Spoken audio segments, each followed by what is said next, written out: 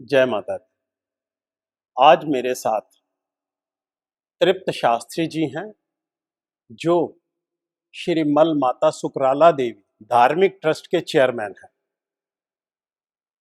कई दिनों से मैं सोच रहा था कि पिछले 10 दिनों से माता मचेल की यात्रा बंद है, वैष्णो देवी की यात्रा बंद है, कई और धार्मिक स्थानों पे इतने भूस्खलन हो रहे हैं, क्लाउड बर्स्ट हो रहे हैं और कई श्रद्धालु अपनी जान गंवा चुके हैं। क्या कारण है कि माता अपने भक्तों को ही अपने से विमुख कर रही हैं? वजह क्या हो सकती है? इसीलिए हमने यह शास्त्री जी को बुलाया है। इन्हीं से हम पूछना चाहेंगे कि क्या वजह है इसकी। नमस्कार शास्त्री जी। नमस्कार। शास्त्री जी, आपको मैंने परिचय तो आपका करवा ही दिया और क्या मुद्दे हैं वो भी मैंने आपको अवगत करवा दिए। अब थोड़ा सा हमारे इन दर्शकों को भी बताइए कि क्या वजह हो सकती हैं कि जो इतने क्लाउड बर्स्ट, लगातार बारिशें, और बारिशें पहले भी होती थी, बाढ़ भी होती थी, लेकिन धार्मिक स्थलों पे इतनी अधिक मात्रा में त्रासदी समझ नहीं आ रहा, ऐसा क्या कारण है? ओम भीमाक्षी भीमरूपे च दुष्टदानव दातनी मंगले च सुशीले च सदा अमंगल नाशनी। आपका बड़ा बड़ा धन्यवाद। देखिए, ये जो आपने प्रश्न हमसे किया हुआ है, वाकई इस वक्त पूरे देश में जो हाहाकार मचा हुआ है और विशेष हमारे जम्मू कश्मीर में जो कुदरत का जो त्रासदी जो आई हुई है, इससे सभी वंचित हुए हैं और हो रहे हैं। आज भी हम देख रहे थे कि इतनी बारिश कभी हमने शायद देखी नहीं, ना हमने कभी सुना। लेकिन हमने किसी बुजुर्गों से अगर पूछा है तो वो बता रहे हैं कि आज तक 80-80 साल के जो बुजुर्ग हैं वो भी बता रहे हैं कि आज तक ऐसा कभी हमने बारिश देखी नहीं। हम इसको अगर ज्योतिष की शास्त्र के हिसाब से हम देखें तो ज्योतिष शास्त्र की गणनाओं के अनुसार अभी मंगल और शनि के बीच षडाष्टक योग चल रहा, जिसमें मंगल केतु के योग से केतु। शताष्टंग योग क्या होता है? देखिए, मंगल और शनि जो है वो एक दूसरे को देख रहे हैं। तो मंगल और शनि जो है वो शत्रु हैं। वो जब भी ऐसी कोई स्थिति बनती है, मंगल और शनि जब इकट्ठे आते हैं तो देश में युद्ध के हालात बनते हैं। यही जो त्रासदी है ये आने की संभावना बनती है। और उसके साथ ही मंगल केतु के योग से केतु पुंज योग और वही मंगल और राहु के बीच सम सप्तक योग बन रहे हैं। ज्योतिष शास्त्र के अनुसार इन योगों को शुभ नहीं माना जाता। देखिए, अगर कुंडली में मंगल की दशा हो, मंगल के साथ अगर शनि आ जाए, महादशा मंगल की है, अंतरदशा शनि की है, तो किसी भी ज्योतिषी को आप दिखाओगे तो ज्योतिषी यही बोलेगा कि इसकी कोई दुर्घटना हो सकती है, क्योंकि दोनों शत्रु ग्रह और शत्रु इतने शत्रु हैं कि एक दूसरे को देख नहीं सकते। अच्छा। तो उसी प्रकार इन दो ग्रहों का योग जो है वो षडाष्टक योग चल रहा है। तो ये जो योग है अभी ये योग चलेगा ही, अभी तक आगे भी ये योग अभी थोड़ी देर चलेगा ये योग। लेकिन इसके साथ साथ ये योग विश्व भर के लिए है या सिर्फ जम्मू ये कश्मीर? योग जो है विश्व भर के लिए भी। अच्छा। आप देख लीजिए, अभी पीछे ये जो दुर्घटना, विमान दुर्घटना हुआ, कितने लोग मारे गए। तो ये मंगल की ज्योति से ये जो योग बना। तो मंगल और शनि जब भी कुंडली में आते हैं या जब भी इनका योग बनता है तो कोई ना कोई त्रासदी जरूर आती है और ज्योतिष में इन योगों को शुभ माना जाता है। वही इस साल 3 प्रमुख ग्रह देवगुरु बृहस्पति, न्यायाधिपति शनि और राहु इस साल गुरु मिथुन राशि में गोचर होते हुए अति यारी हो गए हैं। गुरु मिथुन राशि में तेज गति से चल रहे हैं, वो भी शुभ नहीं माना जाता। और गुरु मिथुन राशि में तेज गति से चल रहे हैं। वही शनि अपनी स्वयं राशि कुंभ से निकलकर जल तत्व की राशि मीन में जा रहे। तो जल तत्व मीन में जब जाते हैं तो उससे भी देखिए ये जो बादल फट रहे हैं, ये सब शनि जो मीन राशि में जाने की संभावना जो बन रही है, उसी से ये सारी संभावनाएं बन रही हैं। तो कुंभ राशि से निकल जल तत्व की बन रहे हैं और राहु मीन राशि से कुंभ राशि में अपनी चाल चल रही है। तो उन्हीं इन्हीं जोगों से पूरा देश, पूरा विश्व इन त्रासदियों से गुजर रहा है। शास्त्री जी, मैं जितना अपने लेवल पे सोचा था, मैं कल टीवी पे विजुअल्स भी देख रहा था कि पानी में सिर्फ दलदल नहीं है, लेकिन जो इलीगली पेड़ काटे जाते हैं, जो माफियाज हैं, जो इन दरख्तों की स्मगलिंग करते हैं। आपने बड़ी अभी पुष्पा पिक्चर भी देखी थी कि उसमें बड़ी मात्रा में इस तरह जंगल काटे गए हैं। उसी तरह कल मैंने इतनी मात्रा में टीवी पे विजुअल्स जो देखे हैं कि जो लोग इलीगली स्मगल करके पेड़ काटे, क्या उससे इन पेड़ों का जो पर्वतों का है वो जो मजबूती है वो खत्म नहीं हो रही। ये क्या ग्रहों के अनुसार हो रहा है या वो भी एक बड़ा रीजन हो सकता है? देखिए, ग्रह तो हैं ही, ग्रह ये जो पेड़ काटे जा रहे हैं ये भी ग्रह ही करवा रहे हैं। क्योंकि कहते हैं, अगर हमारे एक शरीर है, शरीर की हम जांच के लिए एक बूंद खून की हम किसी चिकित्सालय में देते हैं, तो वो हमारे शरीर, पूरे शरीर की जांच कर देता है कि कौन सी हमें बीमारी है, या उसके बारे में हमें बता देता है। वही हाल इन पर्वतों का है। अभी देखिए, अमरनाथ यात्रा, वो वही शिवलिंग जो है वो जब पूर्णिमा आती थी, रक्षाबंधन के दिन जब यात्रा जो है वो उसको विराम लगता था, तो उसी दिन उस तब तक ये शिवलिंग जो है वो रहता था। आज वहाँ पे गाड़ियाँ जा रही, तो ये शिवलिंग 7 दिन, इस बार तो 7वें दिन ही शिवलिंग जो है वो अंतर्ध्यान हो गया। तो ये भी एक कारण हो सकता है। आपकी बात बिल्कुल सही है। और आज देखो, वही बात है कि हम किसी पर्वत के साथ, किसी पेड़ के साथ हम छेड़खानी करेंगे, तो वो हमें उसका जो परिणाम हमें भुगतने ही पड़ेंगे, और हम भुगत भी रहे। शास्त्री जी, 14 अगस्त को चशोती में जो माता मचेल के रास्ते में है, वहाँ एक बड़ा क्लाउड बर्स्ट हुआ, भूस्खलन हुए, उसमें कितने लोग मारे गए हैं। आज तक उनकी डेड बॉडीज तलाश जारी है, रेस्क्यू जारी है। कल भी एक डेड बॉडी वहाँ से मिली है। तो ये मैं मान सकता हूँ कि हम वहाँ सड़क तक लेकर जा रहे हैं, मचेल तक हम चशोती क्रॉस कर चुके, हम मुरी से भी आगे तक हम सड़क बना चुके हैं। क्या इन सड़कों के बनाने से पर्वत कमज़ोर होते हैं? वैष्णो देवी में लगातार इसी तरह का कंस्ट्रक्शन चल रही है। क्या वहाँ भी इस तरह का होता है? देखो, जब वहाँ डेवलपमेंट होगी वहाँ तो ये सारी चीज़ें होनी होगी। जिस तरह श्रद्धालु बढ़ रहे हैं उनको भी अकोमोडेट करना है, उनको भी वहाँ लेकर जाना है। कई ऐसे बुजुर्ग श्रद्धालु होते हैं जो वहाँ नहीं जा सकते, इतनी चढ़ाई नहीं चढ़ सकते, उनको भी अकोमोडेट करना है। तो ये क्या जैसे ये योग खत्म होगा, क्या वो भी अपने आप चीज़ें अब संतुलित हो जाएँगी? वो दोबारा इस तरह की त्रासदियाँ नहीं होंगी? बिल्कुल सही बोला आपने। आज हम माता वैष्णो देवी श्राइन बोर्ड की बात करें, हम भी बड़े तीर्थ स्थानों में गए, हम तिरुपति बालाजी, सिद्धिविनायक, हर जगह गए। जो सुविधाएँ हमें श्री माता वैष्णो देवी श्राइन बोर्ड में मिल रही हैं, शायद ही कहीं मिल रही हैं। हमने ये खुद देखा है। आज देखो, वहाँ पे मुफ्त के हम नेगेटिव चल रहे हैं, हमें पॉजिटिव भी चलना चाहिए।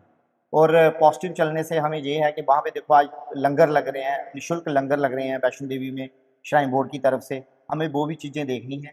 और इसके साथ-साथ हम ये भी कहना चाहते हैं कि प्रकृति के साथ अगर छेड़खानी हम करेंगे, तो इसके परिणाम हमें भुगतने ही पड़ेंगे, और हम भुगत भी रहे हैं। लेकिन डेवलपमेंट भी ज़रूरी है। अब हम देखें तो डेवलपमेंट भी ज़रूरी है। आज कुछ लोग पैदल नहीं चल सकते, उनके लिए सुविधाएँ जैसे बैटरी कार, हेलीकॉप्टर हो गया, ये सुविधाएँ हमें श्राइन बोर्ड दे रहा है। तो ये ज़रूरी भी हैं, क्योंकि 80% लोग इन सुविधाओं को का लुत्फ़ उठा रहे हैं। तो मेरा इस प्रोग्राम में आपको निमंत्रण देने का एकमात्र कारण यही था कि शास्त्र के अनुसार, आप जो, हम एस्ट्रोलॉजी के अनुसार, ये कब तक संतुलित होगा, कब बैलेंस होगा? देखिए, 28 अक्टूबर तक ये थोड़ा योग बना हुआ है, तो ये थोड़ा रहेगा, और उसके बाद ये धीरे-धीरे ये सब ठीक हो जाएगा भगवती की इसमें कृपा। देखिए, जैसे आपने 28 अक्टूबर का समय लिया है, उसमें अभी मान लीजिए 2 महीने लगभग, 5-7 जी, दिन कम है। जी, जी, और इतना भी 2 महीने हमें बैलेंस होकर चलना है, संभल कर चलना है, प्रिकॉशंस लेने हैं। जी, जी, उसके बाद ये चीज़ें बैलेंस हो जाएँगी। बैलेंस हो जाए, उसके बाद फिर ये मेरे ख्याल में इन 2 महीनों में जितने भी गवर्नमेंट हैं, प्रशासन है, श्राइन बोर्ड के अधिकारी हैं, चाहे वो मचेल माता है या वैष्णो माता है, इनको भी थोड़ा समय मिल जाएगा इन चीज़ों को फ्यूचर में किस तरह डेवलप करना है, उन चीज़ों को देखकर ही करना पड़ेगा। इतनी बड़ी मात्रा में मैंने कोई त्रासदियाँ नहीं देखी थी इससे पहले। लेकिन शास्त्री जी, अब चंद्र ग्रहण भी आ रहा है जी। और माना जा रहा है कि ये शायद पूर्णिमा के दिन ही चंद्र ग्रहण लगता है और 7 सितंबर को ये चंद्र ग्रहण लग रहा है। तो इससे भी इन चीज़ों में कोई फ़र्क पड़ता है या उसके क्या प्रभाव होते हैं? क्या-क्या चीज़ें हो रही हैं इस चंद्र ग्रहण से भी? देखिए, 2 ही तिथियों पे ग्रहण लगते हैं, एक अमावस्या और एक पूर्णिमा। जो चंद्र ग्रहण है वो पूर्णिमा में लगता है और जो सूर्य ग्रहण है वो अमावस्या में लगता है। इस साल का जो अंतिम जो चंद्र ग्रहण है ये 7 सितंबर को ये ग्रहण लगेगा। 7 सितंबर को ये ग्रहण रात को 9:57 पे ये प्रारंभ होगा और इसका जो समाप्ति काल है 1:26 पर इसका समाप्ति काल। मतलब ये लगभग 3 घंटे तक, 3-4 घंटे 4 तक घंटे इसका प्रभाव। जी, जी। तो ये ग्रहण जो है कुंभ राशि और भाद्रपद नक्षत्र में ये ग्रहण लग रहा है।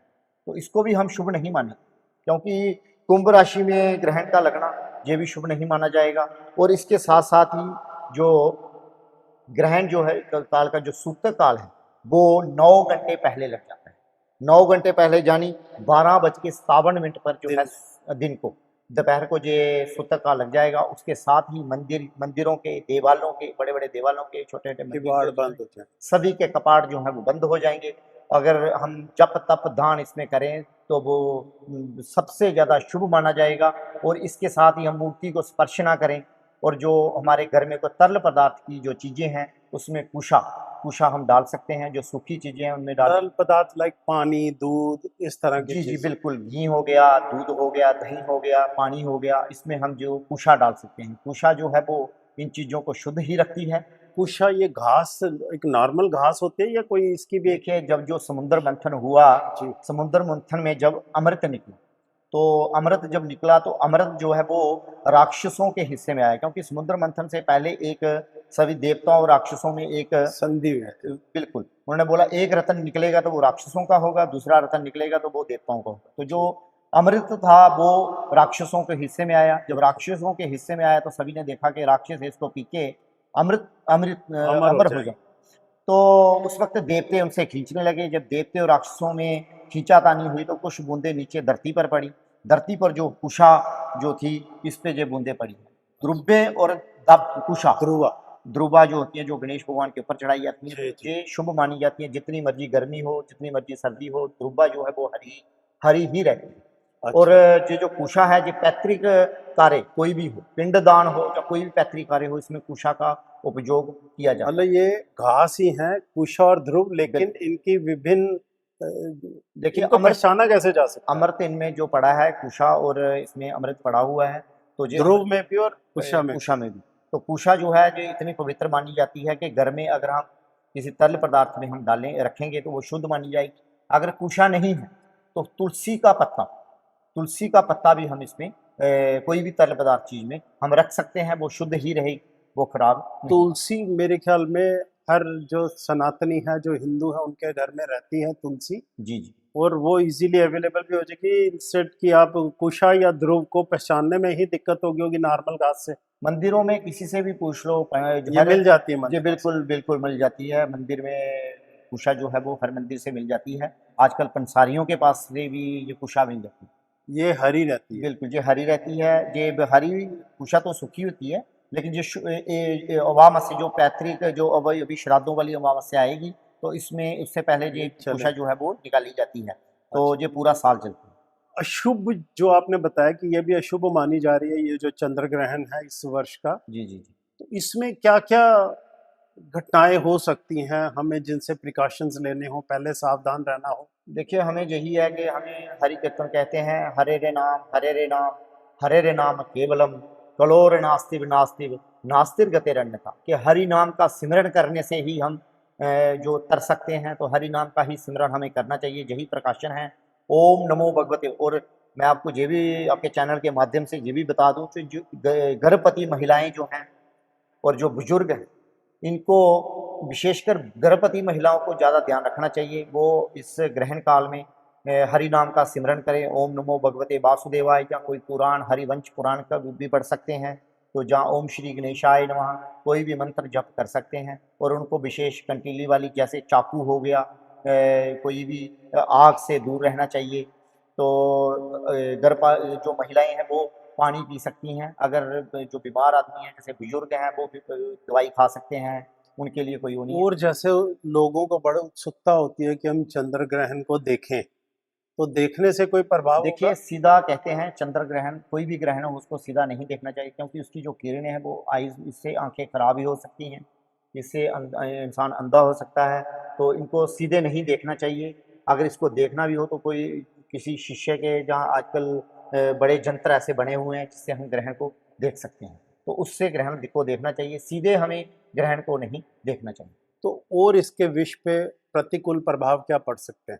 इसका यही है कि भगवान, इस दौरान हमें भगवान का ही सिमरन कर, जब तक वो हो गया पंडित जी, जी हम सिमरन करें, लेकिन विश्व भर में सब लोग आपको आस्तिक नहीं मिलेंगे। जी कई ऐसे भी हैं जो भगवान को नहीं मानते। मैं वो प्रभाव पूछ रहा हूँ, जैसे अभी आपने बताया कि जो वर्तमान स्थिति है वो किस तरह शनि और मंगल एक दूसरे जी को प्रभावित कर रहे हैं, जो शत्रु हैं, जिसकी वजह से ये भूकंप या क्लाउड बर्स्ट या जिस तरह की घटनाएं हो रही हैं, युद्ध हो रहे हैं। लेकिन इस चंद्र ग्रहण से क्या हो सकता है? इस चंद्र ग्रहण से देखिए, ये जो स्थितियां इस वक्त बनी हुई हैं, इनको और ज़्यादा, बल मिलेगा। और ज़्यादा तेजित हो सकती हैं, और ज़्यादा बल इन चीज़ों को मिल सकता है। लेकिन हमें इनसे निवारण के लिए महामृत्युंजय जप, गायत्री जप, भगवान विष्णु जी का सिमरन, ओम नमो भगवते, वो जो सृष्टि के पालनहार हैं, सृष्टि के रक्षक भगवान शंकर जी की शरण में हमें जाना चाहिए। इनका जप करना चाहिए, इनका तप करना चाहिए, तभी हम इससे निवारण से, इस स्थिति से हम बाहर आ सकते हैं। अभी जो विश्व भर में हालात चल रहे हैं, कई देश युद्ध के कगार पे हैं और कई, जैसे रशिया ऑलरेडी एक युद्ध में है, भारत और अमेरिका का आपसी कॉन्फ्लिक्ट चल रहा है, भारत पाकिस्तान का है, जो चाइना जिसको हम दुश्मन मानते थे, अचानक ही वो हमारा दोस्त सा लगने लगा है। ये सब प्रभाव क्या ये भी इन्हीं चीज़ों में आते हैं? बिल्कुल, ये ग्रहों के हिसाब से हम देखें तो ग्रहों के हिसाब से ही ये चीज़ें चल रही हैं, क्योंकि इस साल जो पंचांग है उसमें राजा सूर्य और मंत्री भी सूर्य। तो हर इंसान इस वक्त राजा बना हुआ, और जो भी प्रधान, वो अपने आप को यही सोच रहा है, कोई भी प्रदेश का प्रधानमंत्री है, जहाँ राष्ट्रपति है, वो अपने आप को यही समझ रहा है, सोच रहा है, अपने आप को यही समझ रहा है कि मैं कुछ भी कर सकता हूँ। ये स्थिति पूरे देश में, जैसे देख लीजिए अभी भारत और पाकिस्तान का जो युद्ध चल रहा था, तो उसमें अमेरिका ने सोचा कि मैं ही प्रधान बनाऊँ, तो उस बीच में जैसे भी आके, लेकिन भारत ने भी पूरा उसमें जोर दिया, पाकिस्तान की तरफ से भी रहा, लेकिन विजय जो है हमेशा सत्य सनातन की ही होती है। शास्त्री जी, आप थोड़ा-सा हमारे दर्शकों को ये एक मैसेज दीजिए कि इन स्थितियों में जो वर्तमान है और जो चंद्र ग्रहण आ रहा है, आपने वैसे तो बता ही दिया है, और कोई पर्टिकुलर सावधानी लेनी हो तो वो भी हमारे दर्शकों को बताइए। देखिए, चंद्र ग्रहण में महिलाओं को, जो गर्भवती महिलाएं हैं, उनको विशेषकर उनको ध्यान रखना चाहिए, क्योंकि जो गर्भ में बच्चा पल रहा है उसके ऊपर पूरा इस ग्रहण का प्रभाव पड़ता है। तो इस इन चीज़ों का ध्यान, जैसे कोई चाकू हो गया, कोई कंटीली चीज़ें, आग से दूर रहना चाहिए, और भगवान का ही सिमरन करना चाहिए। ओम नमो भगवते वासुदेवाय, जहाँ हरिवंश पुराण, जहाँ कोई भी पुराण हम ले सकते हैं उसको पढ़ना चाहिए, भगवान का सिमरन करना चाहिए। इस मैं ये तो आप बता रहे थे, मैंने माफ़ी चाहता हूँ, मैंने बीच में रोक लिया। लेकिन मैं अब ये मुझे लगा आपने अपनी बात संपूर्ण कर ली है। मैं ये कहना चाहता था कि अब अगला जो एपिसोड होगा, उसमें मैं आपसे ये जानने की ज़रूर कोशिश करूँगा कि भारत आज की वर्तमान स्थिति में है क्या, और उसका भविष्य विश्व पटल पर क्या होने जा रहा है। ये मैं आपसे ज़रूर जानने की जी, कोशिश जी, करूँगा। धन्यवाद जी। नेक्स्ट एपिसोड में हम ज़रूर इसके बारे में विचार विमर्श करेंगे। धन्यवाद। धन्यवाद।